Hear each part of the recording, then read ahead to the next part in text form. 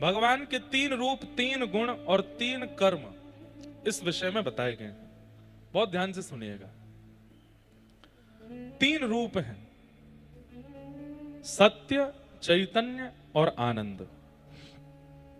सबसे पहला ठाकुर जी का सत्य स्वरूप है। चाहे वो पंढरपुर के पंढरीनाथ हों, द्वारिका के द्वारिकानाथ हों, गोवर्धन के श्रीनाथ हों, जगन्नाथपुरी के जगन्नाथ हों, उनके स्वरूप अनेक हो सकते हैं, लेकिन समस्त विविध स्वरूपों में रूप सत्य ही है। ठाकुर जी सत्य स्वरूप हैं,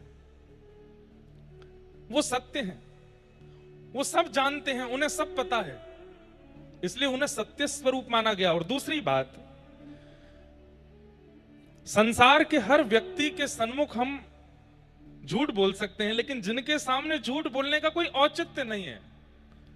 हम झूठ उसके सामने बोल पाते हैं, हमें पता है कि इसको जैसा हम बोल देंगे ये मान जाएगा, लेकिन ठाकुर जी के सामने झूठ बोलने का कोई औचित्य नहीं, क्योंकि हम भी ये जानते हैं कि उन्हें पता है कि सत्य क्या है। कहने का अभिप्राय, जहां झूठ भी घबराता हो उन्हें सत्य कहते हैं, वो सत्य है, उनके सामने झूठ होता नहीं है।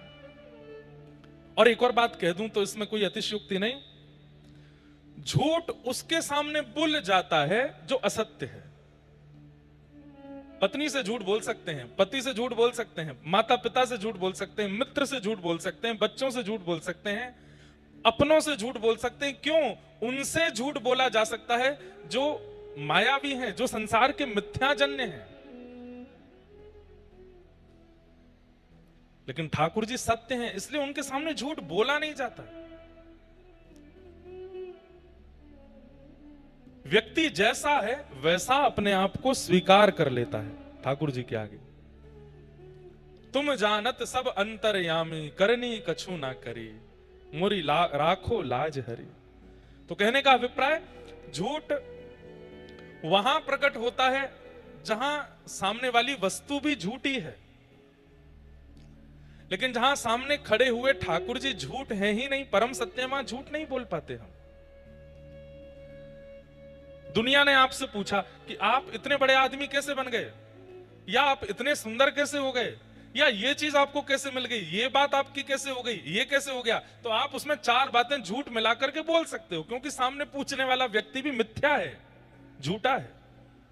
लेकिन जब आप पंढरीनाथ के सामने जाओगे, जब आप गणेश जी के सामने जाओगे, जब आप अपने इष्ट के सामने जाओगे, वहां यथार्थ ही बोलोगे, वहां झूठ नहीं बोला जा सकता। क्यों? क्योंकि वो सत्य है, वो सब जानता है, वो व्यापक है। और एक और बात, झूठ उसके सामने बोला जाता है जिसकी व्यापकता सीमित है। व्यापकता समझते हैं? मैं इस वक्त अहिल्यानगर में हूं, अब कोई नासिक में मेरे से मिलना चाहे तो नहीं मिल पाऊंगा, क्योंकि मैं केवल अहिल्यानगर में ही हूं और कहीं नहीं हूं।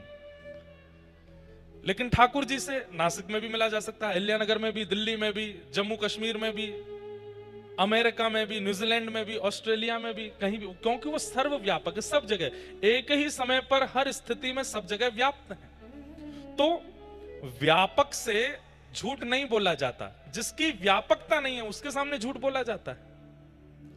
मेरी, आपकी, हम सबकी व्यापकता नहीं है, इसलिए हम झूठे हैं। हमारे सामने कोई भी झूठ बोल देता है, लेकिन ठाकुर जी व्यापक हैं, सर्वत्र हैं, इसलिए उनके सामने असत्य टिकता नहीं है, इसलिए वो कौन है? सत्य है, सत्य। अब देखो, वृंदावन अहिल्यानगर से 1200-1300 किलोमीटर होगा, लेकिन वृंदावन की चर्चा यदि 1 घंटे में करने लग जाऊं, यमुना जी के बारे में, रज के बारे में, गोवर्धन के बारे में, राधा वल्लभ, राधा रमण, राधा श्याम सुंदर, बांके बिहारी, सबके बारे में चर्चा करने लगूं, 1 घंटे में दावे से कहता हूं आप ये भूल जाओगे कि आप अहिल्यानगर में हो। ऐसा लगेगा वृंदावन यहीं आ गया है, यही वृंदावन है। क्यों? ताली बाद में बजाना, पहले सुनो। क्यों? क्योंकि वृंदावन व्यापक है, वृंदावन अस्थिर नहीं है, वृंदावन व्यापक है, कृष्ण का स्वरूप है, इसलिए उसकी व्यापकता होने के नाते वो कहीं भी प्रकट हो सकता है, कहीं भी उसका प्रादुर्भाव हो सकता है। तो जिसकी व्यापकता है उसके सामने सत्य बोला जाता है, और जो व्यापक नहीं है उसके सामने असत्य बोल दिया जाता है, वो निकल आता है मुख से। मैं, आप, हम सब और संसार का हर वस्तु ये व्यापक नहीं है, इसलिए इनके सामने हर वस्तु असत्य ही है। लेकिन ठाकुर जी व्यापक है, ठाकुर जी का धाम व्यापक। अब देखो एक और बात, ये तो रही अहिल्यानगर की बात। अमेरिका में कथा हो रही है और वहां भी वृंदावन की चर्चा होने लगे तो अमेरिका में भी वृंदावन प्रकट हो जाएगा एक क्षण के लिए।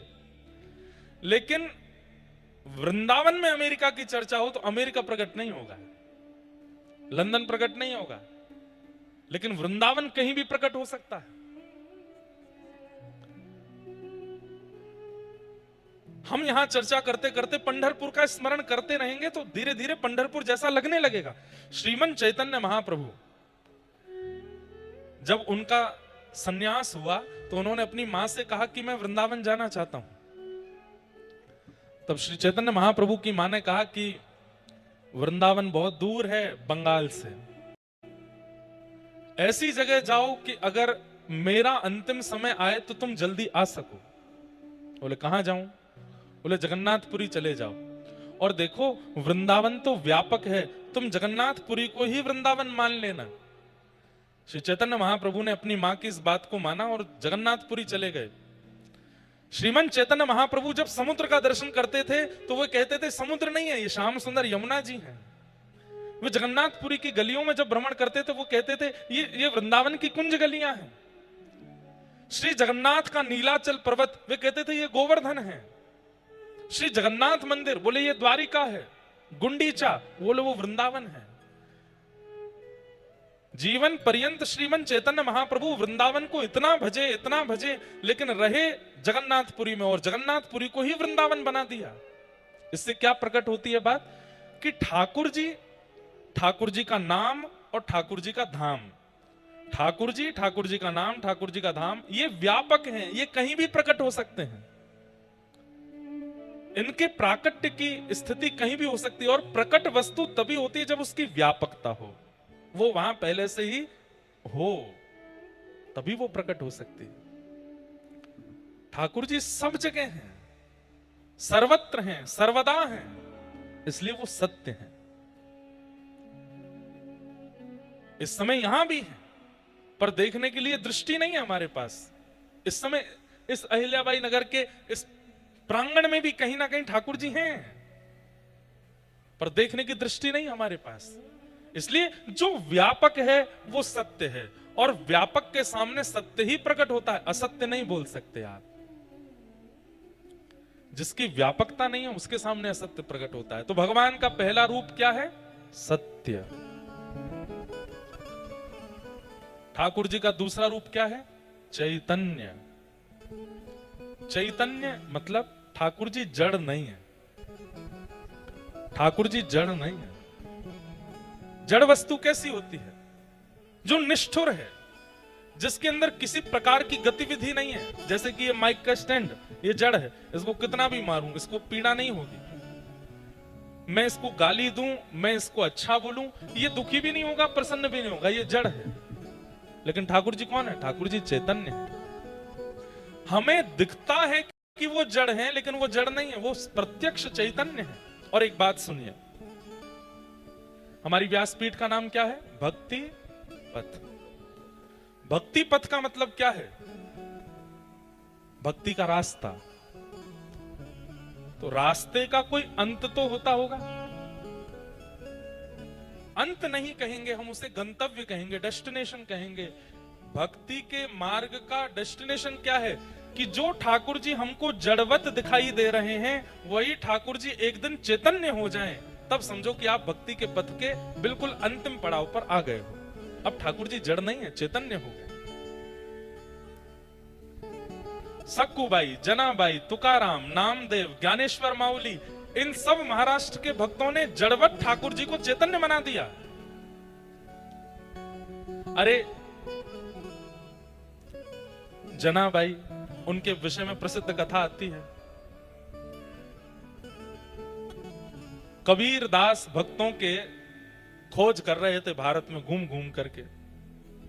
तब किसी ने कहा कि महाराष्ट्र में एक भक्त हैं जनाबाई, बड़ी भगवान की भक्त हैं। तो श्री कबीरदास महाराष्ट्र आए, जनाबाई जी को ढूंढने लगे, कहां हैं। तो पूछते पूछते पहुंच गए। किसी ने बताया सामने वाली एक गली है, उस गली में ही जनाबाई रहती हैं। कबीरदास जैसे ही वहां पहुंचे तो क्या देखा, पूरा इलाका इकट्ठा हुआ है और दो माताएं आपस में लड़ रही हैं, झगड़ रही हैं, बुरी तरह एक दूसरे को सुना रही हैं। कबीरदास बोले भैया क्या हो रहा है? बोले एक बहन जी ने दूसरी बहन जी के घर से गोबर के उपले चुरा लिए हैं, इसलिए आपस में लड़ाई हो रही है कि तूने मेरे घर के उपले क्यों चुरा दिए। उपले समझते हैं? हमारे यहां ब्रज में उसको बोलते हैं गोबर का कंडा। क्या बोलते हैं? गोबर को ऐसे थाप के घरों में लगा देते हैं, धूप में सेकने के लिए रख देते हैं। बोले आपस में इसलिए लड़ रही हैं कि एक कह रही है कि तूने मेरे घर से गोबर के उपले चुरा लिए। तो कबीरदास जोर से हंसने लगे, बोले भाई उपले की क्या रकम होती है, गोबर के कंडे की कोई रकम नहीं होती, कोई उठा भी ले जाए तो उस पर इतना विवाद तो नहीं करना चाहिए। कौन है ये लोग? बोले एक तो वो है फलाना नाम बता, और दूसरे बोले ये परम भक्ता जनाबाई है।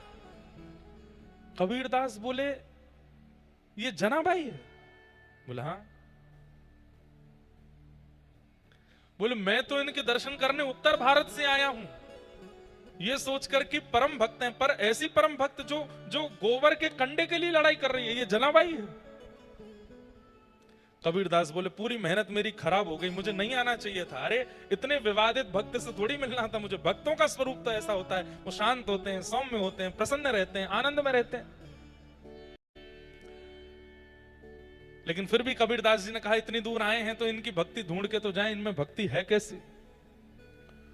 तो श्री कबीरदास जी जनाबाई के पास जाके बोले भाई अरे कितने कंडे चुरा लिए उसने आपके?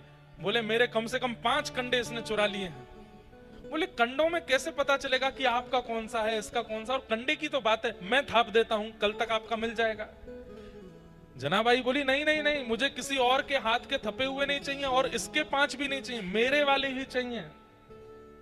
कबीरदास बोले आपके वालों की पहचान है कोई? बोले हाँ। आप कंडों कान से लगा करके देखो, जिनसे कोई आवाज ना आवे वो इसके हैं, और जिनसे विट्ठल विट्ठल विट्ठल विट्ठल आवाज आवे वो मेरे हैं। कबीरदास बोले असंभव, ऐसा हो ही नहीं सकता। कबीरदास गए और जाकर के कंडों को कान से लगाने लगे, 2-4 कंडे उठाए, उनमें से कोई स्वर नहीं आया। तभी जनाबाई के हाथ के स्पर्श का कंडा मिला, जैसे ही कान से लगाया उसमें से स्वर की ध्वनियों में निकल रहा था विट्ठल विट्ठल विट्ठल विट्ठल। कबीरदास तुरंत दंडवत हो गए जनाबाई के चरणों में, मान गया। अरे कोई भक्त किसी प्राणी के ऊपर हाथ रख दे तो उसमें भक्ति आ जाती है।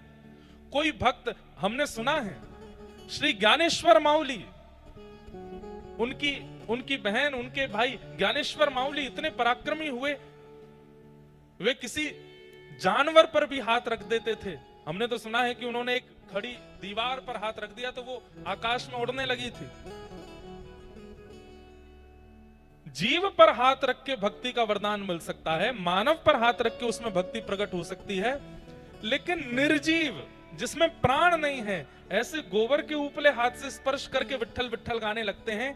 ये निर्जीव को जब विट्ठल गवा सकती हैं, हम प्राणियों पर अगर हाथ रख देंगे तो हमारी स्थिति क्या होगी? ऐसी जनाबाई। समझ में आई बात? जहां भक्त के स्पर्श करने से गोबर का कंडा विट्ठल बोल सकता है, वो परमात्मा, उस भक्त के हृदय में विराजमान होने वाले परमात्मा जड़ कैसे हो सकते हैं? वो तो चैतन्य है। ठाकुर जी जड़ नहीं है, चैतन्य है।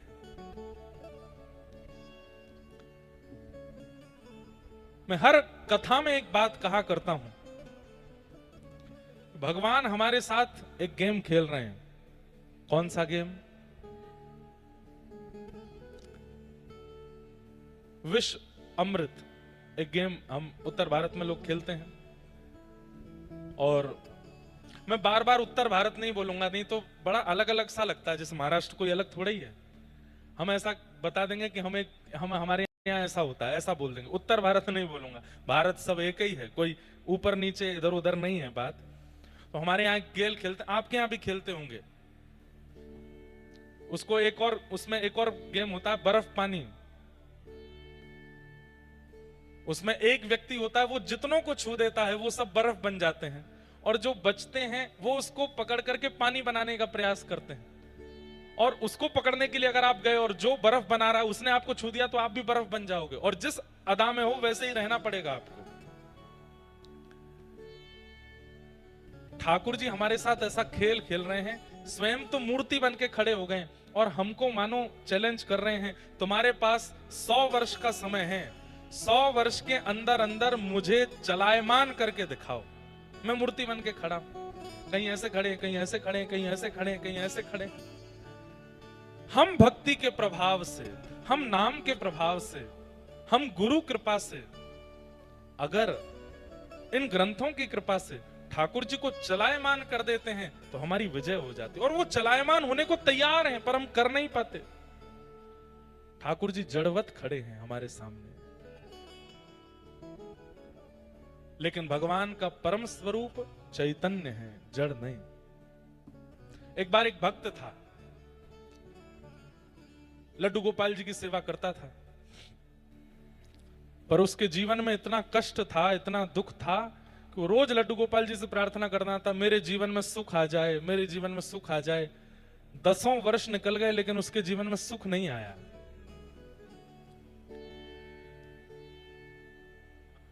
तब एक दिन उसका एक मित्र आया, उस मित्र ने आकर के कहा, बोले भैया हमारा तो घर भी बन गया, हमारा तो व्यापार भी बहुत अच्छा चल रहा है, बच्चे भी अच्छे पढ़ लिख रहे हैं, बहुत बढ़िया चल रहा है। तो उस भक्त ने कहा, भाई तुम कौन से भगवान की पूजा करते हो? मैं गोपाल जी की पूजा करता हूं, 10 साल से कह रहा हूं, मेरा तो कोई भी काम नहीं बन रहा।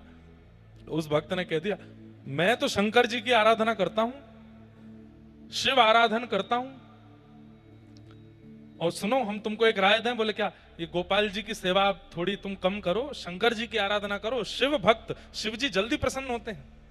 और मेरा आपका, हम सब संसारी लोगों का स्वभाव ऐसा ही है, जहां की तरफ हमको लगता है कि पटला भारी है हम वहीं की तरफ झुक जाते हैं। एक क्षण लगता हमको छोड़ने में, अविश्वास बहुत जल्दी आता हमारे मन में। गोपाल जी को उठा करके अलमारी में रख दिया, शंकर जी ले आया, अब शंकर जी की पूजा करने लगा। अगले दिन जैसे शंकर जी का आराधन करते समय अगरबत्ती लगाई तो अगरबत्ती का धुआं स्वाभाविक रूप से ऐसे उड़ करके इधर जा रहा था जहां अलमारी में ठाकुर जी बैठे थे। तो उस भक्त ने क्या सोचा, 10 सालों से तुम्हारी पूजा कर रहा हूं, आज तक बोले नहीं, आज तक मेरी एक भी बात मानी नहीं, आज तक मुझे कुछ भी दिया नहीं, और आज जैसे ही खुद को अलमारी में बैठा के शंकर जी की पूजा करने लगा तो उनकी अगरबत्ती का धुआं भी अपनी तरफ खींच लिया, उनकी अगरबत्ती की सुगंधी भी खुद ले रहे हो, उनको नहीं लेने दे रहे हो। रुक जाओ, मैं आपको अलमारी से निकाल करके और कहीं रख देता हूं। जैसे ही अलमारी खोली तो क्या देखता है कि जो मूर्तिमंत लड्डू गोपाल थे वो प्रत्यक्ष प्रकट होकर के वहां बैठे थे। क्यों? क्यों? क्योंकि 10 साल उसने सेवा करके ठाकुर जी को मूर्ति ही माना था। आज पहली बार उसके मन में यह भावना आई कि इनकी भी नाक है, ये भी सूंघते हैं, यह भी प्राणी हैं, इनके अंदर भी प्राण हैं। उसके अंदर यह भावना आ गई कि मैं दूसरे देवता की सेवा कर रहा हूं तो इनको शायद जलन हो रही है। ये जलन होना, किसी धुआं को अपनी तरफ खींचना, सुगंधी सूंघना, ये चैतन्य का स्वरूप है, ये जड़ का स्वरूप नहीं है। आज 10 साल बाद उसने ठाकुर जी को चैतन्य माना, इसलिए प्रकट हो गए ठाकुर जी। इससे ये बात प्रमाणित होती है, हम आज तक अपने ठाकुर जी के प्रति चैतन्य बुद्धि कर ही नहीं पाए हैं, इसलिए ठाकुर जी जड़ ही रहते हैं, वो चैतन्य नहीं बनते। उनके प्रति चैतन्य भावना रखो, उनके प्रति चैतन्य की स्थिति रखो। और चैतन्य स्थिति कैसे होती है? ठाकुर जी से कोई संबंध बना लीजिए, ठाकुर जी को अपना कुछ मान लीजिए, उनके प्रति चैतन्य बुद्धि रखने लगोगे तो ठाकुर जी की गतिविधियां होने लगेंगी। कभी आंखें भी टिमटिमाएंगे, कभी हाथ भी चलाएंगे, कभी पैर भी चलाएंगे, कभी बोलने भी लगेंगे। जितने भी भक्तों का नाम लीजिए, एक भी भक्त ऐसा नहीं है जिसने मूर्ति पूजा की हो। सब भक्तों को चैतन्य भगवान ने दर्शन दिया। क्यों? क्योंकि उस भक्त ने ठाकुर जी के प्रति कभी जड़ बुद्धि रखी ही नहीं, वो ठाकुर जी को चैतन्य मानता है, हम जड़ मानते हैं। ठाकुर जी जड़ नहीं है, चैतन्य है। व्रज में एक महात्मा यमुना स्नान कर रहे थे। भोली भाली दो सखियां आपस में बात कर रही थी।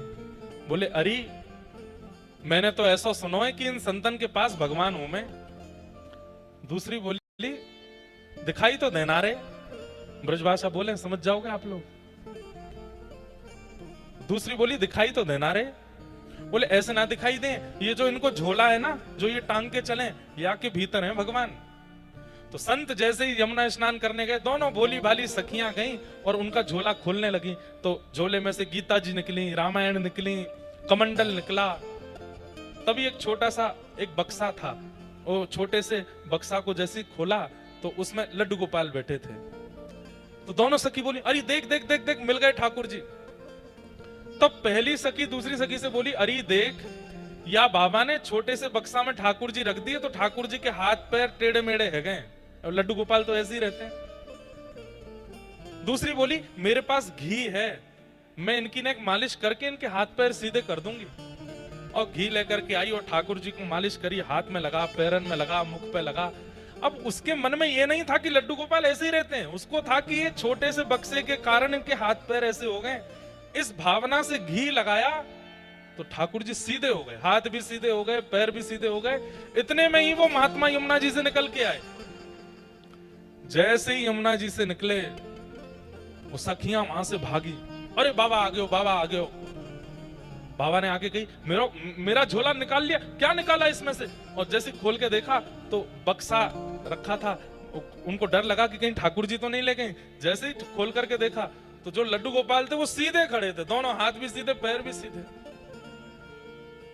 बाबा बोले, ठाकुर जी तो मेरे हैं, 40 साल से मैं सेवा कर रहा हूं, लेकिन इनके हाथ पैर सीधे कैसे हो गए?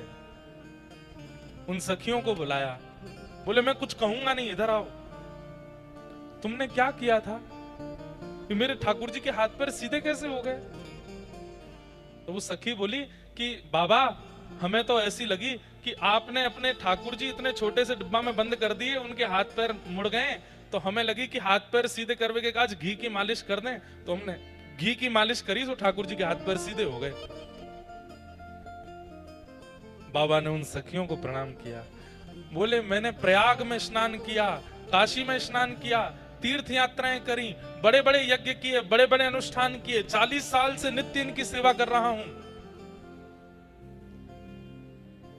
सब कुछ प्रस्तुत कर दिया ठाकुर जी की सेवा में, लेकिन जिससे ठाकुर जी प्रसन्न होते हैं, चैतन्य भाव, वो हृदय में नहीं ला पाया। इसलिए आज तक ठाकुर जी मेरे सीधे नहीं हुए। लेकिन आज तुम लोगों की भावना से मुझे पता चल गया कि ठाकुर जी के प्रति चैतन्य बुद्धि रखनी चाहिए। हमारे गिरधर लाल जी इतने से हैं, लेकिन उनके प्रति कभी आज तक जड़ बुद्धि नहीं आई, चैतन्य बुद्धि। और चैतन्य बुद्धि कैसे? अहिल्यानगर में कथा है, ठाकुर जी को पर्ची डाल के पूछेंगे, आप चलोगे? जो पर्ची ठाकुर जी के पैरों के पास जाती है, समझते हैं यही उत्तर है। खोल के देखते हैं, ठाकुर जी कहते हैं नहीं, मतलब नहीं जाना। अभी कुछ दिन पहले मैं साउथ अफ्रीका गया था, वहां मेरा ले जाने का मन नहीं था। मैंने कहा वहां लोग गौ मांस खाते हैं, फ्लाइट इतनी लंबी होगी, व्यवस्थाएं इतनी होती नहीं है, ठाकुर जी को घर ही छोड़ जाते हैं। पर मन में आया कि एक बार पर्ची डाल के पूछ लेता हूं। पर्ची जब डाली ठाकुर जी को, तो एक आश्चर्य हुआ। मैंने पंडित जी एक थे, उनसे बोला, मैंने कहा 2 पर्ची बनाओ, एक में लिखना साउथ अफ्रीका जाना है और दूसरे में लिखना साउथ अफ्रीका नहीं जाना है। 2 पर्ची बनाओ। तो पंडित जी ने पर्ची बनाई, 2 पर्ची बना करके मुझे बोले, डाल दो महाराज जी। तो जैसे ही मैंने डाली, तो उठाई, तो उसमें लिखा था साउथ अफ्रीका जाना है। मैंने कहा ठाकुर जी तो आज्ञा कर रहे हैं, जाना है। तो मैंने कहा दूसरी पर्ची भी ऐसे ही, बस दूसरी पर्ची उठाई, उसको खोल के देखा, दोनों पर्चियों में यही लिखा था साउथ अफ्रीका जाना है, नहीं लिखा ही नहीं था इसमें। मैंने पंडित जी से कहा, मैंने कि सुनो, आपने दोनों पर्चियों में लिखा है साउथ अफ्रीका जाना है, दूसरी में भी लिखा साउथ अफ्रीका जाना है। वो बोले, महाराज जी इतने सालों में पहली बार मैं नहीं लिखना भूल गया हूं कि मैंने नहीं लिखा था, वो इसमें है ही नहीं, मुझे समझ नहीं आ रहा है। मतलब नहीं शब्द था ही नहीं उसमें। अब मैं बड़ी आश्चर्य में पड़ गया, अब क्या करूं, ये तो दोनों पर्चियों में एक ही बात लिखी थी। तो मैंने कहा एक पर्ची और बनाओ। तो हमारे एक सखा बोले कि ठाकुर जी की जाने की इच्छा है, इसीलिए दोनों पर्चियों में जाना है लिखा आया है, आप दोबारा क्यों पूछ रहे हो? मैंने कहा भाई पता नहीं, मेरे को मन में लग रहा है कि कहीं ऐसा तो नहीं ठाकुर जी यूं कह रहे हो तेने दोनों पर्ची में एक ही बात लिखी है, या मैं मेरी क्या गलती, नहीं एक पर्ची और बनाते हैं। तो एक में स्पष्ट लिखा है साउथ अफ्रीका जाना है और साउथ अफ्रीका नहीं जाना। अब मैं पर्ची डालने में घबरा रहा था, क्योंकि ठाकुर जी का एक स्वभाव है, एक बार बोलते हैं ठाकुर जी, दो बार नहीं बोलते। अगर आप दूसरी बार पूछने जाओगे तो ठाकुर जी जबरदस्ती वो बोलेंगे जो आप सुनना नहीं चाहते। इसलिए एक ही आज्ञा माननी है। तो मैंने पहले लाल जी के चरणों में प्रणाम किया, खूब कान पकड़े। मैंने कहा देखो आप गुस्सा मत होना, और गुस्सा होकर के वो मत बोलना जो मैं नहीं सुनना चाहता। मेरी भूल से दोनों, हाँ लाली अभी लेता हूं बैठो। मैंने कहा मेरी भूल से दोनों पर्चियों में जाना है लिखा गया है, एक लास्ट बार बता दो जाना है कि नहीं जाना। और जब पर्ची डाली तो जो चरणों के पास गई, उठाई तो उसमें लिखा था साउथ अफ्रीका जाना है। अब चाहे उसमें 12 घंटे की फ्लाइट हो, 4 घंटे का कहीं लेओवर हो, कोई खाने को नहीं मिले, पीने की व्यवस्था नहीं, लेकिन ठाकुर जी को जाना है तो जाना है। वो गए वो, और जहां नहीं जाना वहीं नहीं जाना। इसका मतलब क्या है? वो चैतन्य है, उनके प्रति चैतन्य भाव। कितनी लीलाएं हमारे लाल जी करते हैं, ऐसी बहुत लीलाएं हैं जो मैं बता भी नहीं सकता मंच से। एक बार पहले जब शुरुआत में सेवा करनी प्रारंभ की तो घर में नौका विहार कर रहा था, तो जब ठाकुर जी को नौका में बिठाया तो मेरे मन में ऐसी भावना हुई कि ठाकुर जी का नौका में बैठने का मन नहीं है, पानी में कूदने का मन है। लेकिन घर के सब बड़े लोग, कुछ गुरुजन भी थे, मैंने कहा अच्छा नहीं लगता, ठाकुर जी को नौका विहार कराओ। थोड़ी देर नौका विहार करते रहे। अचानक से, ये बात पहली बार बता रहा हूं मैं कथा में, कोरोना का टाइम था, एक भैया सामने बैठे, एक छोटा सा, हमने जो छोटे बच्चों का टब होता है ना, उसमें पानी भर के नौका विहार कर रहे थे। मैं यहां से नौका चलाऊं, धीमे धीमे वो पकड़े, फिर वो वहां से चलाएं। मैंने धीमे धीमे ऐसे लाल जी से कहा, मैंने कहा लाल जी मेरे मन में तो आ रहा है कि आप कूदना चाहते हो, पर मैं नहीं कूदाऊंगा। आपका मन है तो अपने आप कूद जाओ। और आप सत्य मानिए, मैं, अब आप ये भी कह सकते हैं कि आपने नाव छोड़ी ऐसी होगी कि वो पलट गई होगी, मैंने नहीं छोड़ी थी, सामने से आ रही थी। उसी समय मैं सोच रहा था आपका स्नान का अगर मन है तो खुद कूद जाइए। और उन्होंने जैसे ही नाव चलाई, बिल्कुल सीधी आ रही थी, और अचानक से एक तरफ मुड़ी और श्री गिरधर लाल जी तुरंत नाव में। जैसे ही जल में गोता खाया, मैं दौड़ के, मैं लाल जी गिर गए, लाल जी गिर गए। सब बोले हो क्या हो गया, ठाकुर जी गुस्सा है ना। मैं मनी मन खुश हूं, मैंने मुझे पता है ना क्या हुआ, इनका डुबकी मारने का मन था इसीलिए कूदे हैं। ऐसे सब भावनाएं कब प्रकट होती हैं? जब आप अपने ठाकुर को मार्बल का, धातु का, अष्ट धातु का, सोने का, चांदी का नहीं मानते, उनको चैतन्य मानते हो। वो चैतन्य है, वो चैतन्य है। उनके प्रति चैतन्य बुद्धि रखो। भगवान का दूसरा स्वरूप है चैतन्य। हमारे एक शिष्य बैठे हैं अभी यहां पंडाल में, उनका नाम नहीं बोलूंगा। वो हर महीने 30 पर्चियां बनाते हैं, और 30 पर्चियों में लिखते हैं कि ठाकुर जी आपको क्या खाना है। एक पर्ची में इडली डोसा, एक पर्ची में पूरन पोली, एक पर्ची में पंजाबी क्या कहते हैं पनीर आदि, एक पर्ची में आलू पराठा। ऐसे 30 दिन की पर्ची बनाते हैं, और हर दिन अपने ठाकुर जी के आगे सुबह सुबह पर्ची उठाते हैं कि आज आपको क्या पाना है। अब चाहे जो निकल आए उसमें वही बनेगा ठाकुर जी की प्रसादी के लिए। और उसमें भावना क्या है कि ये ठाकुर जी की आज्ञा है। ठाकुर जी को चैतन्य मानो, जड़ नहीं, वो चैतन्य है। नामदेव जी को कैसे मिल गए ठाकुर जी? नामदेव जी के नाना जी बामदेव जी ठाकुर जी की सेवा करते थे। नामदेव जी दूर खड़े होकर के देखते थे, और बस उनकी इच्छा होती थी कि इनकी सेवा कभी मैं करूं।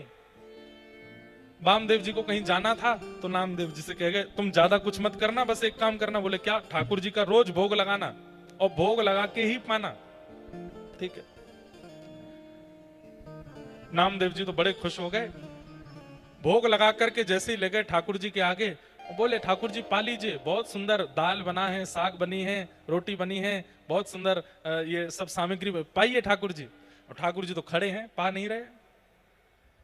नामदेव जी बोले आप पा क्यों नहीं रहे हो? स्वाद में कोई कमी है क्या? अरे नहीं नहीं, स्वाद में कोई कमी नहीं है, सामग्री बहुत अच्छी सिद्ध हुई है, सब कुछ बहुत अच्छा है। एक दिन 2 दिन निकल गए तो श्री नामदेव जी सोचने लगे मेरी भक्ति में कोई कमी है, इसीलिए आप नहीं पा रहे हो। नाना जी के हाथ से पा लेते हो, मेरे हाथ से नहीं पा रहे हो। पर उनको कौन बताए कि नाना जी के हाथ से भी नहीं पाते थे ठाकुर जी। लेकिन नामदेव जी इतने बालक थे, रुदन करने लगे और रोते रोते बोले अगर आपने प्रसाद नहीं पाया तो नाना जी वापस आके आपकी सेवा मुझसे छीन लेंगे, और मैं वो नहीं चाहता। छुरी लेकर के आ गए और अपने गले पर रख करके बोले या तो प्रसाद पाओ, नहीं तो मैं प्राण त्याग दूंगा आपने। इतने में ठाकुर जी प्रकट हो गए। प्रकट होकर के नामदेव जी का हाथ पकड़ लिया और पकड़ करके बोले मैं इतनी जल्दी प्रकट नहीं होता, अरे कम से कम 3-4 महीने तो मनाते मुझको, 3 दिन में प्रकट कर लिया। 3 महीने में चाह रहे हो कि मैं दर्शन दूं, 3 दिन में। ठाकुर जी प्रकट हो गए, प्रकट होकर के खूब प्रेम से पाया। 3-4 दिन बाद जब वामदेव जी वापस आए और जब थाली लेकर के वामदेव जी गए, ठाकुर जी ने नहीं पाया तो नामदेव जी ने टोक दिया, बोले नाना जी आप तो यथावत थाली उठा के लिया, ठाकुर जी ने तो पाया ही नहीं। तो वामदेव जी हंसने लगे, बोले ठाकुर जी पाते नहीं है, बस देखते हैं। बोले ऐसे कैसे नहीं पाते, मैं तो पवाता था। बोले अच्छा मेरे सामने पवा के दिखाओ। नामदेव जी फिर आ गए, ठाकुर जी पाओ, जैसे 3 दिन पहले मेरे साथ पा रहे थे वैसे पाओ। ठाकुर जी नहीं आए। नामदेव जी बोले ऐसे नहीं आते, मुझे पता है कैसे आते हैं। गए दोबारा छुरी लेके आए और फिर से गले पर रखी। ठाकुर जी फिर प्रकट हो गए, हाथ पकड़ के बोले बड़े जिद्दी हो, ये बार बार छुरी क्यों रख लेते हो तुम गले पर, हमको धमकी देते हो। लेकिन यहां ठाकुर जी नामदेव जी से नोकझोंक कर रहे हैं, सामने वामदेव जी की आंखों में आंसू। पूरा जीवन निकल गया मेरा, आज पहली बार ठाकुर जी का अनुभव हुआ। धन्य है नामा जो तेरे ऊपर ठाकुर जी इतनी कृपा करते हैं। सीधी बात, मैंने जो कोई भी बातें यहां बताई, इन सब बातों में ठाकुर जी के प्राकट्य का मूल कारण क्या था? भैया ये जिनके भी गोपाल जी हैं इनको ले जाओ और पकड़ के बैठाओ, खूब प्रेम से कथा सुनो, नहीं तो इनके कारण और भी कथा नहीं सुन पाएंगे। जितनी भी बातें मैंने बताई, इन सब बातों में प्रधान बात क्या थी? ठाकुर जी के प्रति चैतन्य बुद्धि, वो जड़ नहीं है। आप लोग ऐसा मत करना कि कल आप सब भी छुरी लेके बैठ जाओ ठाकुर जी पाओ, नहीं। ठाकुर जी कहेंगे सुनी सुनाई बात है, नामदेव जी का चरित्र सुन के आए हो इसलिए कर रहे हो ना, कुछ नया करो। और नए में ठाकुर जी को धमकी मत देना भैया कि मैं आत्महत्या कर लूंगा नहीं तो भोजन पर, नहीं नहीं नहीं, ये सब नहीं करना। नवीनता में आप चैतन्य बुद्धि रखो बस। चैतन्य बुद्धि का प्रारंभ कहां से होता है? सबसे पहली बात, ठाकुर जी का आसन। ठाकुर जी का आसन ऐसा रखो विचार करके कि ठाकुर जी इस पर बैठेंगे तो उनको सुख मिले। कई बार हम ठाकुर जी को ऐसे आसन में रखते हैं, उसमें खुद को इमेजिन करके देखो, आप बैठते तो बैठ पाते, उसमें नहीं बैठ सकते। ठाकुर जी कैसे बैठ जाएंगे? दूसरी बात, सबसे पहला ठाकुर जी का आसन इतना सुंदर मलमल का वस्त्र हो, थोड़ा कंफर्टेबल हो, पीछे कमर लगाने के लिए मसनद हो, गद्दी हो। दूसरा, हम सबके घर के ठाकुर जी कैसे हैं? किसी घर के ठाकुर जी ऐसे हैं, किसी के घर के ऐसे हैं, मेरे ऐसे हैं। तो मन में ये भाव होना चाहिए कि ठाकुर जी पूरे दिन हम ऐसे हाथ करें तो हमारा हाथ थक जाएगा, तो ठाकुर जी के पास में एक छोटी सी छड़ी बनवा के रखो कि हे नाथ, जब जब आपका मन हुआ करे, मेरे सामने तो आप ऐसे ही रहोगे, जब मैं चला जाया करूं ये छड़ी नीचे लगा लिया करो। ये मसनद है, इस पर थोड़ा टेक लिया करो। लड्डू गोपाल है, एक हाथ उठा रहता है, उसके नीचे की थोड़ी गद्दी बनवा दो कि ठाकुर जी आपको श्रम होता होगा। ये चैतन्य बुद्धि है। दूसरी बात, वस्त्र। मौसम के अनुकूल ठाकुर जी को वस्त्र पहनाओ। अभी गर्मियां चल रही हैं तो ठाकुर जी को ऐसे हल्के वस्त्र हों, ज्यादा मालाएं नहीं गले में पहनानी, 2 माला ही पहना दीजिए, मोती की पहनाइए जो चुभे ना ठाकुर जी को। इत्र भी मौसम के अनुकूल हो। इस समय कस्तूरी का इत्र नहीं लगा सकते, इस समय शमामा का, हिना का इत्र नहीं लगा सकते, गुलाब का इत्र लगा सकते हो, खस का इत्र लगा सकते हो, मोगरा का इत्र लगा सकते हो, जो ठंडा इत्र होता है चंदन का इत्र लगा सकते हो, ठाकुर जी को इत्र लगाओ। गर्मियों में बहुत गहने मत पहनाओ, सिर पर बड़े बड़े मुकुट मत पहनाओ, कपड़े के बने हुए पाग पहनाओ, पाग कोई ठाकुर जी के सिर पर बांध दो और उसमें हल्की सी मोती की एक लड़ लगा दो, बस हल्का रहने दो ठाकुर जी को। अक्षय तृतीया आने वाली है, आज से ही चंदन घिसना शुरू कीजिए, घर पे खूब सारा चंदन निकालिए, उस चंदन को इकट्ठा करके एक बढ़िया कपड़े में डाल के निचोड़ के उसका पानी निकाल लो, चंदन का एक बॉल जैसा बन जाएगा। अक्षय तृतीया वाले दिन मुख से लेके चरणों तक पूरा चंदन का श्रृंगार कीजिए, ठाकुर जी को ठंडा लगे। अब घरों में ठाकुर जी के सामने फुब्बारे रखना शुरू करो, छोटे छोटे फुब्बारे ले आओ, ठाकुर जी के आगे फुब्बारे रखो, उसमें इत्र लगा दो। ठाकुर जी को फूल मंडली, जहां ठाकुर जी विराजते हैं ऊपर पुष्प का बंगला बनाओ, जैसे बिहारी जी का, राधा वल्लभ जी का, राधा रमन जी का, बहुत बड़ा नहीं, छोटा छोटा बनाओ। ये सब कब करते हैं हम? जब ठाकुर जी के प्रति चैतन्य बुद्धि होती है। तो चैतन्य बुद्धि में विशेष ध्यान रखिए, सबसे पहले तो आसन का, दूसरा ध्यान रखिए वस्त्रों का, तीसरा ध्यान रखिए अंग पर लगने वाले इत्र का, और चौथा ध्यान रखिए श्रृंगार का, और पांचवा एक बहुत जरूरी काम, मिट्टी का बर्तन लाइए, उसमें जल भर के रखिए।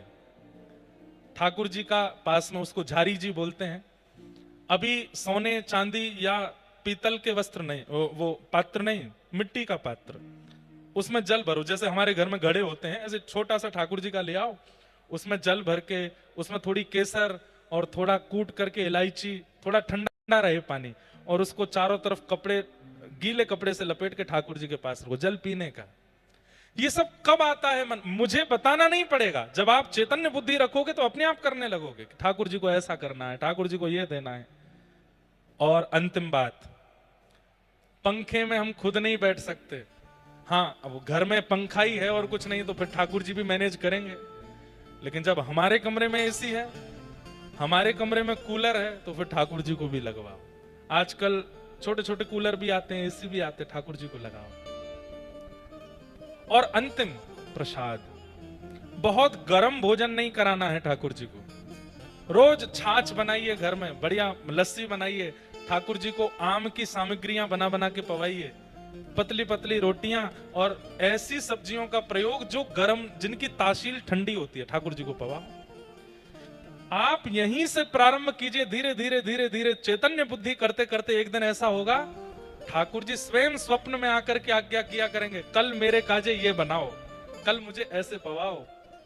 एक जयपुर के एक भक्त हैं,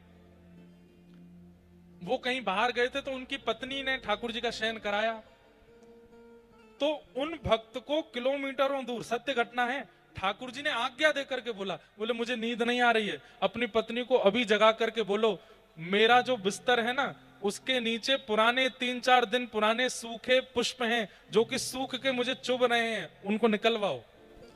रात में 2 बजे उन्होंने पत्नी को फोन किया, 10 फोन किए नहीं उठाए, तब घर के सेवक को फोन किया, बोले उनको उठाओ। 2:30 बजे कहा, बोले अभी इसी वक्त स्नान करो, ठाकुर जी के कक्ष में जाओ, ठाकुर जी जिस बेड पर लेटे हैं, जो ठाकुर जी के सेज है, उसमें चद्दर के नीचे पुराने पुष्प सूख गए, उनको निकालो वहां से। पत्नी बोली आप 2:30 बजे क्या कह रहे हो? बोले ठाकुर जी स्वप्न में आज्ञा कर रहे हैं। रात में 2:30 बजे पत्नी ने स्नान किया, ठाकुर जी को उठाया, और जैसी चद्दर हटा के देखी तो 4 दिन पुराने पुष्प सूख के, जैसे पुष्प सूख जाते हैं तो कड़क हो जाते हैं ना, ऐसे हो गए थे, वहां पड़े थे। वो पति पत्नी दोनों रोने लगे। अगले दिन सुबह उनका फोन आया, उन्होंने बताया, बोले महाराज जी कल ऐसे लीला हुई।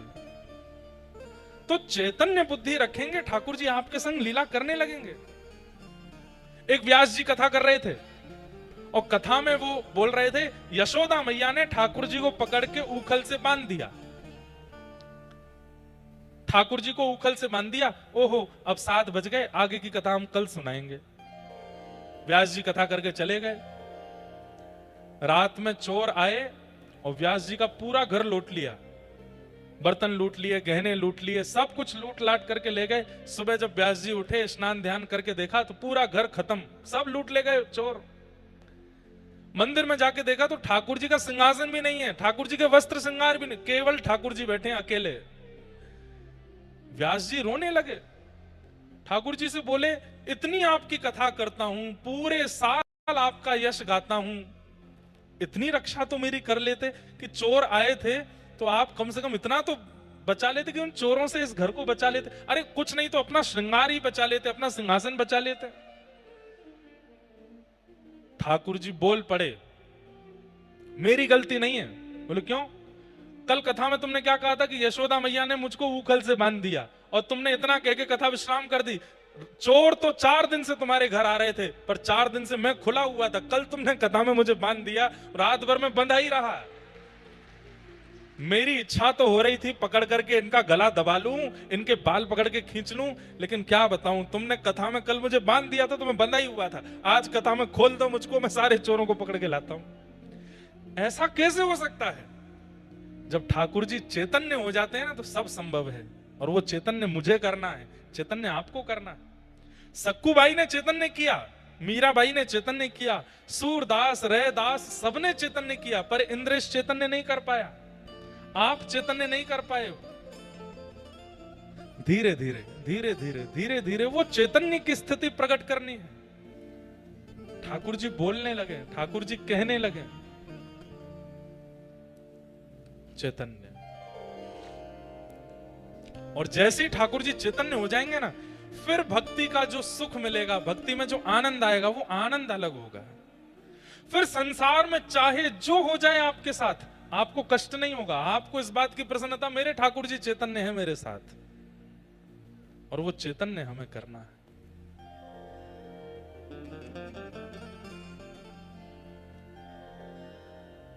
सच्चिदानंद रूपाय, भगवान का पहला स्वरूप सत्य है, दूसरा चैतन्य और तीसरा आनंद।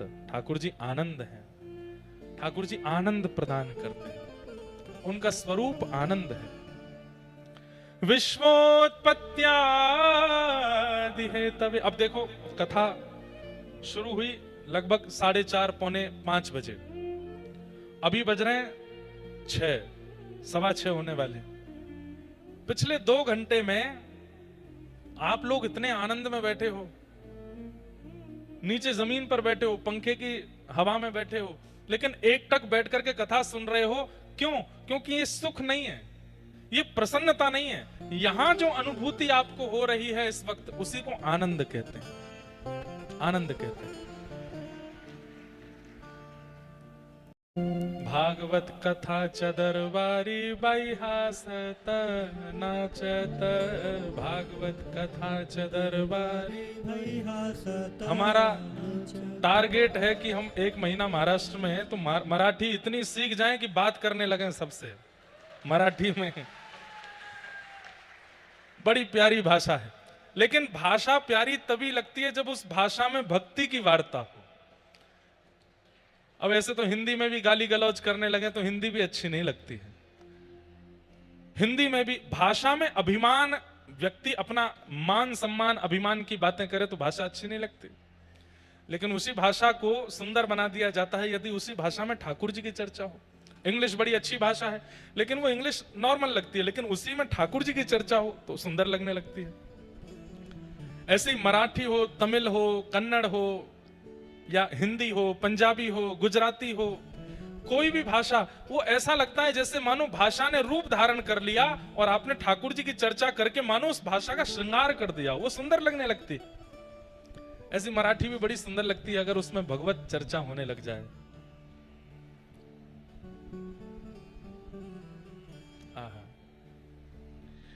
तो भगवान का ये स्वरूप है, जो आप नृत्य करते हो, जो आप गाते हो, जो आनंद में झूम उठते हो ठाकुर जी के कथा में, दर्शन में, कीर्तन में, ये आनंद ही श्री कृष्ण है। ये भगवान का तीसरा स्वरूप है, आनंद।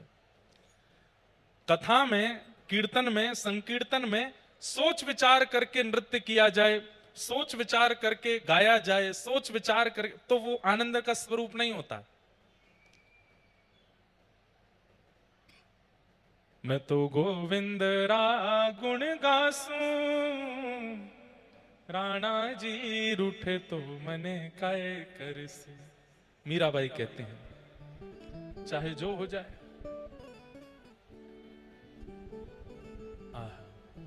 तो आनंद भगवान का स्वरूप है। इस प्रकार भगवान के 3 रूपों का वर्णन किया, सत्य, चैतन्य, आनंद। भगवान के कर्म क्या हैं? विश्वोत्पत्त्यादि है, तवे उत्पत्ति करना, पालन करना और संहार कर देना विश्व का। और तीसरा रूप क्या बताया? गुण, तापत्रय विनाशाय, 3 प्रकार के तापों का जो विनाश करते हैं। एक बात बहुत ध्यान से सुनिए। हम बालकों, बैठ जाओ, बैठ जाओ, जय हो राम कृष्ण हरि, बैठ जाओ लालाओ। जाओ, माता जी चली जाएंगी छोड़ के, जाओ चलो दौड़ के, पर हम ले जाएंगे पकड़ के वृंदावन, जाओ। तापत्रय विनाशाय, 3 प्रकार के ताप होते हैं। ताप मतलब कष्ट, आदि दैविक, आदि भौतिक और आध्यात्मिक। 3 प्रकार के दुख हैं हमारे जीवन में। आदि दैविक दुख क्या है? किसी के द्वारा आपको दुख दिया गया। क्यों दुखी हो भाई? बोले पत्नी बहुत लड़ती है हमारी, इसलिए दुखी है। क्यों दुखी हो भाई? बोले माताजी पिताजी बहुत डांटते हैं। क्यों दुखी हो? बोले भाई जो है वो लड़ रहा है। क्यों दुखी हो? बोले पड़ोसी हमारी सुनता नहीं है। आपके दुख का कारण क्या है? कोई और है, किसी और की वजह से आप दुखी हो, वो आदि दैविक ताप। आदि भौतिक ताप, बुखार है इसलिए दुखी हो, सिर में दर्द है इसलिए दुखी हो, पेट में दर्द है इसलिए दुखी हो, मतलब शारीरिक कोई कष्ट है इसलिए दुखी हो, आदि भौतिक ताप। और आध्यात्मिक ताप किस लिए दुखी हो? बोले वर्षा हो गई भैया, सारी फसल बर्बाद हो गई।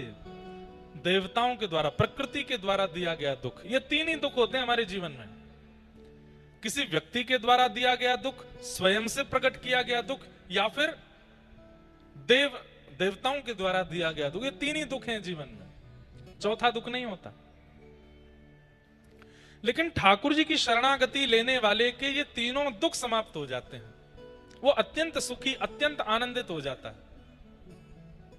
आपके महाराष्ट्र के संत श्री एकनाथ जी महाराज, एकनाथ जी का नाम सुना है? उनका एक अभंग मुझे बहुत अच्छा लगता है।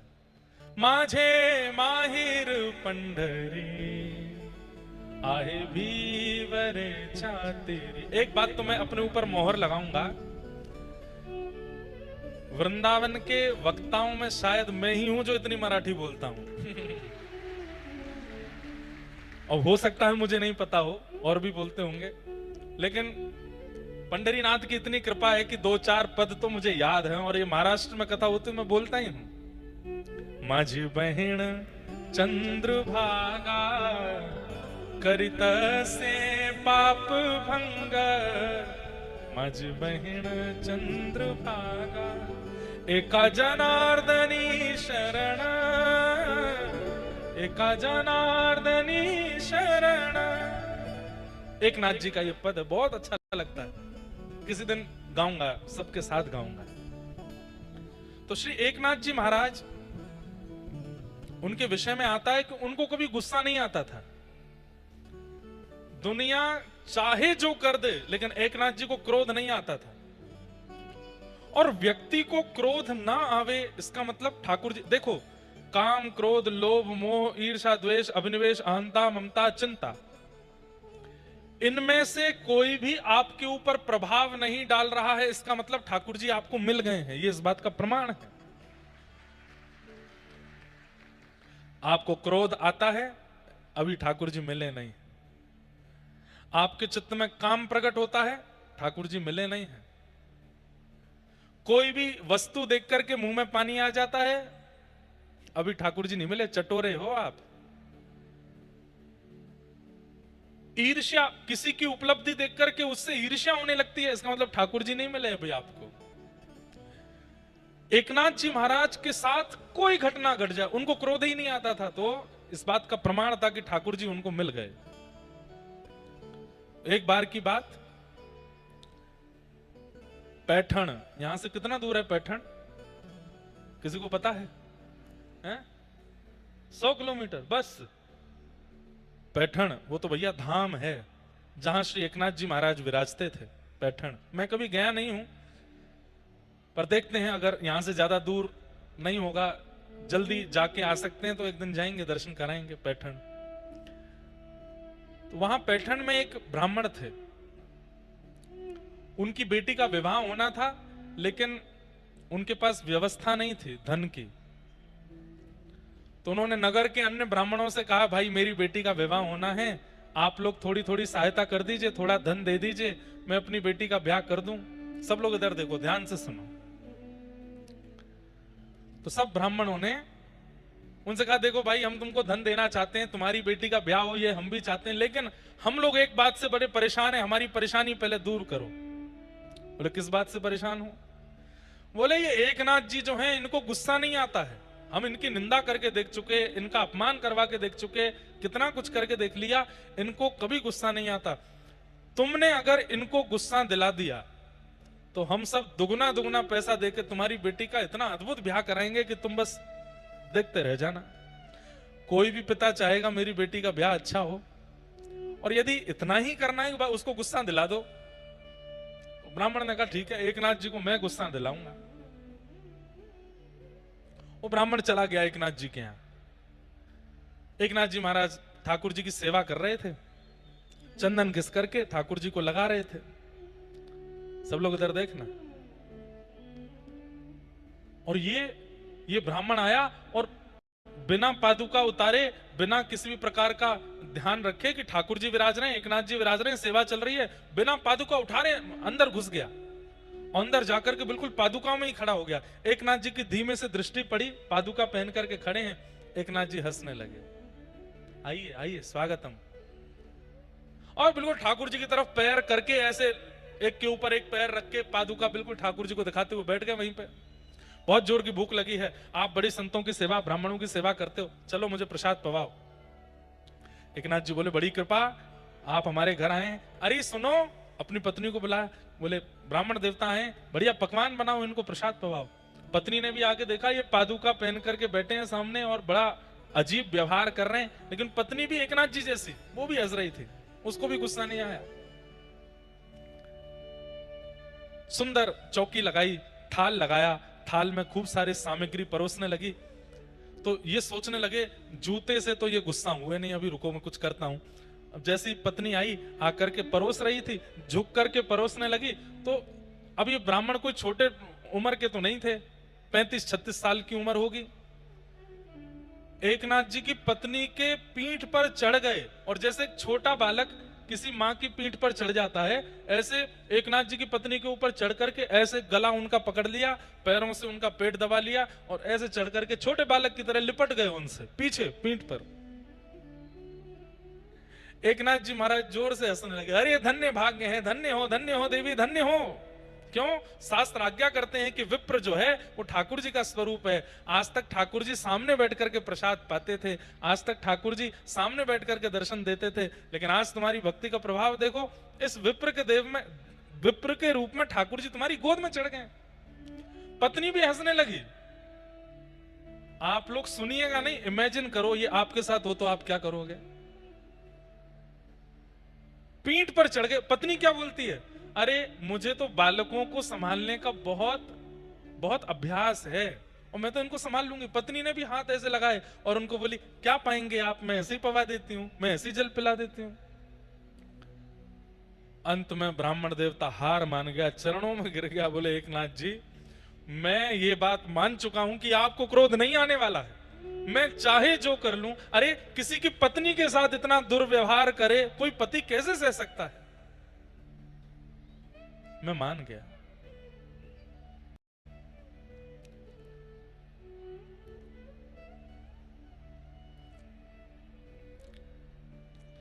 असली बात यह है कि मेरी बेटी का विवाह है और मुझे पैठण के ब्राह्मणों ने कहा कि मैं आपको गुस्सा दिलाऊंगा तो वो सब मेरी बेटी के ब्याह के लिए जो धन राशि है मुझे देंगे, इसलिए बस मैं आपको गुस्सा दिलाने आया, मेरा आपसे कोई बैर नहीं है। एकनाथ जी महाराज बोले, तुमको आते ही पहले ये बात बता देनी चाहिए, तो इतनी देर क्यों लगाई तुमने। कोई ब्राह्मण से धन लेने की आवश्यकता नहीं है, तुम्हारी बेटी का विवाह पंडरीनाथ भगवान करेंगे, सब व्यवस्था होगी, चिंता मत करो। और श्री एकनाथ जी महाराज ने ठाकुर जी से प्रार्थना की, कहां से व्यवस्था हो गई और उस ब्राह्मण की पुत्री का अद्भुत विवाह हुआ, ठाकुर जी ने विवाह कराया। क्रोध नहीं। कहीं ना कहीं भगवत प्राप्त व्यक्ति ऐसा हो जाता है, उसको फर्क नहीं पड़ता, फिर चाहे जो हो जाए उसके साथ वो प्रसन्न ही रहता है, वो आनंद में ही रहता है, वो सुखी ही रहता है। मुझे और आपको यदि छोटी छोटी बातों पर क्रोध आना, काम होना, कभी मन ललचाना, ईर्ष्या होना, मोह होना, ये सब स्वभाव में अगर प्रकट हो रहा है तो इस बात को मान लीजिए कि ठाकुर जी बहुत दूर हैं अभी आपसे। छोटी छोटी बातों की तो बात क्या, बड़ी से बड़ी घटना हो जाती है और आप मुस्कुरा करके सह लेते हैं, तो समझ जाओ ठाकुर जी आस पास ही हैं, बस कुछ ही देर में, कुछ ही दिनों में प्रकट होने वाले। कितनी भी बड़ी भयानक स्थिति क्यों ना हो जाए, आपका मन एकाग्र है तो इसका मतलब ठाकुर जी आपके साथ हैं। तापत्रय विनाशाय श्री कृष्णाय वयं नमः। 3 प्रकार के तापों का जो विनाश करते हैं, ऐसे श्री कृष्ण को हम प्रणाम करते हैं, उनको हम वंदन करते हैं। मुझे मराठी ज्यादा आती तो नहीं, लेकिन 1-2 पंक्तियां मुझे आती हैं कहीं कहीं की। अरे मनात भरली पंढरी मनात। अच्छा देखो, मैं तो फिर भी गा लूंगा, हमारे संघ वालों को तो बिल्कुल ही नहीं आती है, तो इसलिए आगामी 7 दिन के लिए मेरे कोरस वाले आप सब हो, ठीक है। जब कभी भी हम कोई मराठी भाव गाएंगे आपको मेरा साथ देना पड़ेगा, ठीक है, प्रॉमिस। बोलो पक्का, जोर से बोलो पक्का। गाओ। मनात भरली पंढरी, मनात भरली पंढरी। अहिल्या नगर वालों थोड़ी न तेज बोलो, हमको आवाज तो आवे आपकी। ऐसे तो गाइए कि कम से कम आपकी आवाज व्यासपीठ तक है। वैसे तो हम कथा में बोलते हैं इतना तेज गाओ कि वृंदावन तक आवाज जाए, पंढरपुर तक आवाज जाए, पर आप लोग यहीं तक ही पहुंचा दो। हो जाओ उठा के पूरे भाव के साथ। मनात भरली पंढरी, मनात भरली पंढरी, मनात भरली पंढरी। जाइन मरते माहेरी, जाइन मरते माहेरी, पांडुरंगाच्या दरबारी बाई हासत नाचत, पांडुरंगाच्या दरबारी बाई हसत नाचत, पांडुरंगाच्या दरबारी बाई हसत नाचत,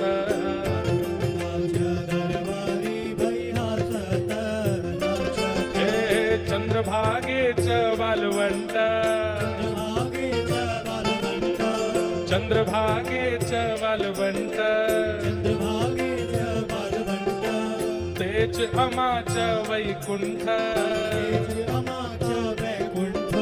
तेच अमाच वैकुंठ, हे आनंद भरला घनदाट बाई आसत नाचत, आनंद भरला पांडुरंगा दरबारी बाई हासत नाचत, पांडुरंगाच्या दरबारी बाई हासत नाचत, हे मनात भरली पंढरी, मनात भरली पंढरी, जाईन म्हणते माहेरी,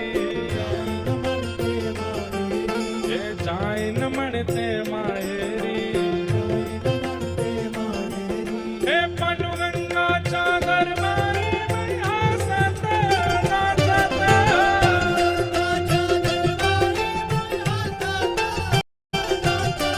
हे पांडुरंगाच्या दरबारी बाई हसत नाचत,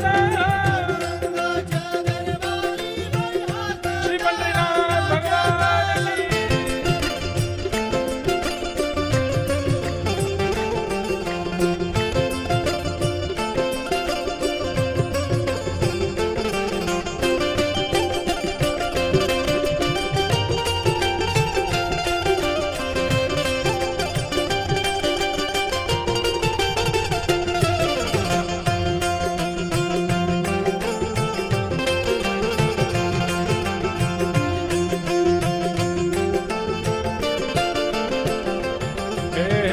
पांडुरंगाचा दरबार, पांडुरंगाचा दरबार, संत मिठाले अपार, हे संत मिठाले अपार, हे हरिनामाचा गजर बाई हासत नाचत,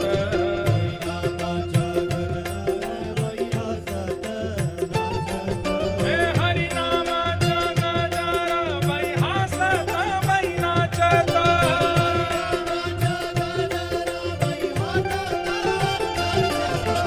मनात भरली पंढरी, जाईन म्हणते माहेरी, हे पांडुरंगाच्या दरबारी बाई हासत नाचत,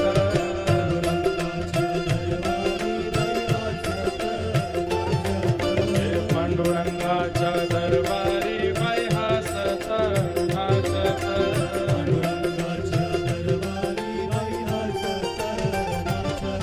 हे आपण सगळे जाऊया, आपण सगळे जाऊया, गोपालपूर पाहूया, हा गोपालपूर पाहूया, हे हरीच्या लाह्या खाऊया बाई हासत नाचत,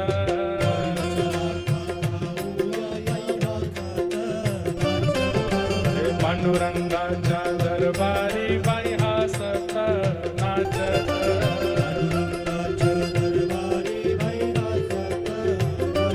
हे पांडुरंगाच्या दरबारी बाई हासत बाई नाचत,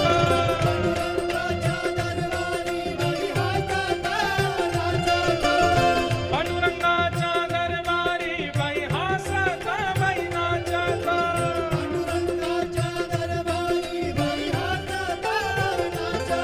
हे मनात भरली पंढरी, हे मनात भरली पंढरी, हे जाईन म्हणते माहेरी, हे जाईन म्हणते माहेरी, हे पांडुरंगाच्या दरबारी बाई हासत बाई नाचत,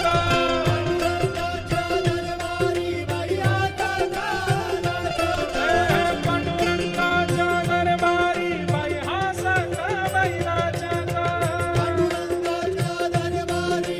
पंढरीनाथ भगवान की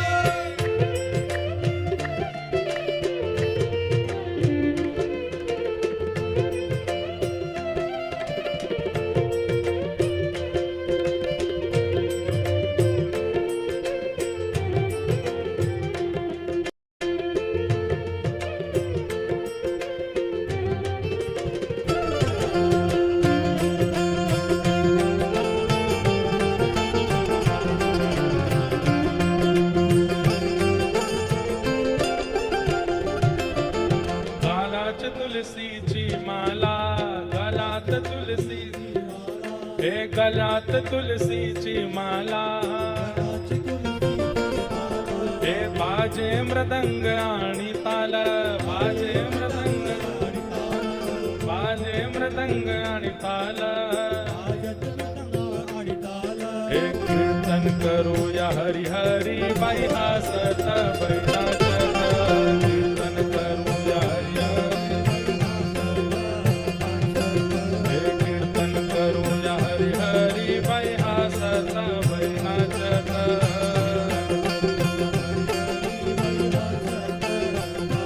हे मनात भरली पंढरी, मान म्हणते माहेरी, जाईन म्हणते माहेरी, हे पांडुरंगाच्या दरबारी बाई हासत नाचत,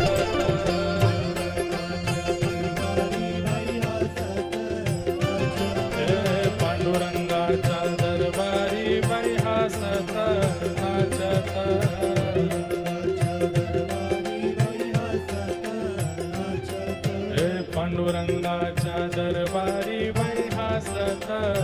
नाचत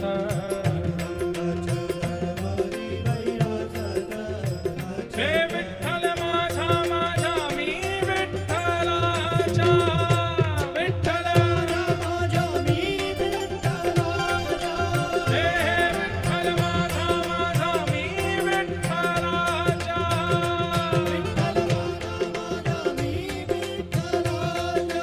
हे विठ्ठल माझा माझा मी विठ्ठलाचा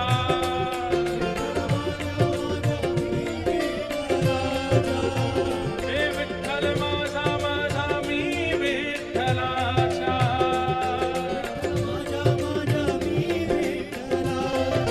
हे विठ्ठल माझा माझा मी विठ्ठलाचा हे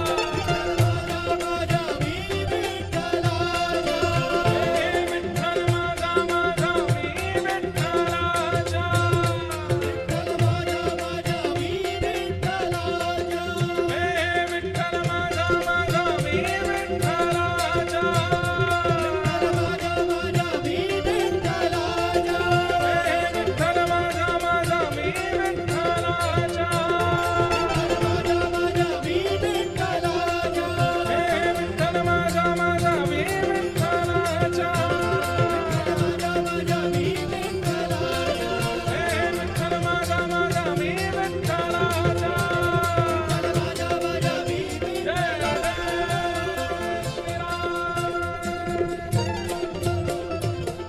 हे मनात भरली पंढरी ये देखो, नाच तो रहे थे लेकिन गा नहीं रहे थे। अरे भाव से गाओ, मनात भरली पंढरी जाईन म्हणते माहेरी हे पांडुरंगाच्या दरबारी बाई हासत नाचत पांडुरंगाच्या दरबारी बाई हासत नाचत पांडुरंगाच्या दरबारी बाई हासत नाचत पांडुरंगाच्या दरबारी बाई हासत नाचत जय जय श्रीराम